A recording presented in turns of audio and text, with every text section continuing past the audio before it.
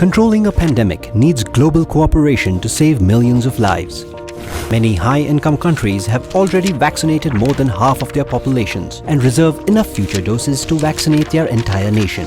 But poor countries still don't have easy access to these vaccines. Organizations around the world are calling on nations to donate the excess vaccines to the COVAX facility immediately. Analysis shows these donations could make 1 billion doses to vaccinate the most vulnerable people by the year end. COVAX facilities' dose-sharing values were made to help guide countries for equitable access to vaccines worldwide. We need more countries to step forward right away and help ensure that everyone has access to these vaccines. Rich countries should donate now and share their extra doses, because no one is safe until everyone is safe. Vaccine equity is the key to ending the COVID-19 pandemic together.